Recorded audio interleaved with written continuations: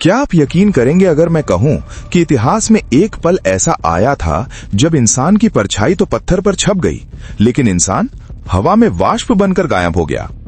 एक ऐसी सुबह जहां मौत ने दस्तक नहीं दी बल्कि आसमान से सीधे छलांग लगा दी। सिर्फ 43 सेकंड, एक शहर को राख का ढेर बनने में बस इतना ही वक्त लगा। लेकिन असली रहस्य ये नहीं है कि बम कैसे गिरा, रहस्य ये है कि उस दिन दुनिया ने एक ऐसा दरवाजा खोल दिया जिसे आज तक कोई बंद नहीं कर पाया। 6 अगस्त 1945 सुबह के 8 बज रहे हैं। हिरोशिमा शहर अपनी नींद से जाग रहा है। बच्चे स्कूल जाने के लिए तैयार हो रहे हैं, लोग काम पर निकल रहे हैं। आसमान साफ है, बिल्कुल नीला। लेकिन 30,000 फीट ऊपर कर्नल पॉल टिबेट्स एक ऐसी मशीन को ले जा रहे हैं जिसका नाम बड़ा मासूम है, लिटिल बॉय। लेकिन ये कोई बच्चा नहीं है, ये एक ऐसा राक्षस है जो अभी पिंजरे में बंद है। नीचे हिरोशिमा के लोग आसमान की तरफ देख रहे हैं। उन्हें लगा शायद ये मौसम की जानकारी लेने वाला कोई विमान है। उन्हें जरा भी अंदाजा नहीं था कि वे अपनी जिंदगी की आखिरी सांसें ले रहे हैं। बम विमान से अलग हो चुका है। अब गुरुत्वाकर्षण अपना खेल खेल रहा है। 43 सेकंड, बस इतना ही समय बचा है। पायलट ने विमान को तेजी से मोड़ा क्योंकि वे जानते थे कि अगर वे वहां रुके तो वे भी नहीं बचेंगे। नीचे शहर में सन्नाटा है। किसी को खतरे की घंटी सुनाई नहीं दी। मौत किसी सायरन के साथ नहीं आ रही थी, वो गुरुत्वाकर्षण के साथ चुपचाप नीचे उतर रही थी। 3, 2, 1। एक आवाज नहीं हुई, पहले सिर्फ रोशनी आई। एक ऐसी रोशनी जो सूरज से भी 1000 गुना ज्यादा चमकदार थी। उसे एक पल के लिए जमीन का तापमान 4000 डिग्री सेल्सियस हो गया।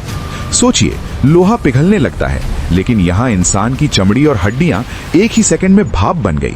जो लोग केंद्र के पास थे उन्हें दर्द महसूस करने का मौका भी नहीं मिला, वे बस मिट गए।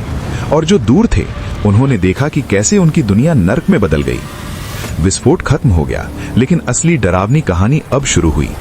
आसमान रोने लगा, लेकिन पानी नहीं, काली बारिश बरस रही थी। ये बारिश रेडियोधर्मी राख और धूल का मिश्रण थी। जो लोग आग से बच गए थे वे प्यास से तड़प रहे थे। उन्होंने ये काला पानी पिया, ये सोचकर कि ये जीवन देगा, लेकिन वे नहीं जानते थे कि वे अपनी नसों में सीधा जहर उतार रहे हैं। ये पानी प्यास बुझाने के लिए नहीं, उन्हें भीतर से गलाने के लिए था। 3 दिन बीत गए। दुनिया अभी हिरोशिमा के सदमे से बाहर की नहीं आई थी। मौत का दूसरा दूत निकल पड़ा। लेकिन इस बार कहानी में एक अजीब मोड़ था।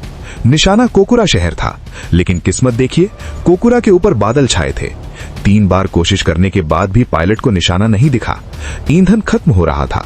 उन्होंने फैसला बदला। कोकुरा बच गया क्योंकि मौसम खराब था, और मौत ने अपना रुख मोड़ लिया नागासाकी की तरफ। क्या इसे ही नियति कहते हैं? बम गिर चुके थे, युद्ध समाप्त होने वाला था, लेकिन मरने वालों की गिनती रुक नहीं रही थी।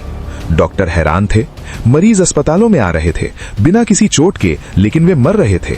उनके बाल झड़ रहे थे, शरीर पर बैंगनी धब्बे पड़ रहे थे। ये एक नया दुश्मन था जिसे न देखा जा सकता था न सुना जा सकता था, रेडिएशन। ये वो श्राप था जो बम अपने पीछे छोड़ गया था, जो आने वाली पीढ़ियों के डीएनए में घुसकर बैठ गया। आज हिरोशिमा फिर से खड़ा हो गया है। वहां नई इमारतें हैं, पार्क हैं, हंसी है। लेकिन अगर आप ध्यान से देखेंगे तो आपको वो पत्थर मिलेगा, उस पर छपी वो काली परछाई, एक ऐसे इंसान की जो वहां बैठा था और अगले ही पल उसका अस्तित्व सिर्फ एक दाग बनकर रह गया। ये परछाई हमसे घूर रही है, ये हमसे एक सवाल पूछ रही है। हमने शहर तो दोबारा बना लिए, लेकिन उस दिन हमने विज्ञान के जिस राक्षस को आजाद किया था उसे हम आज तक वापस बोतल में बंद नहीं कर पाए हैं।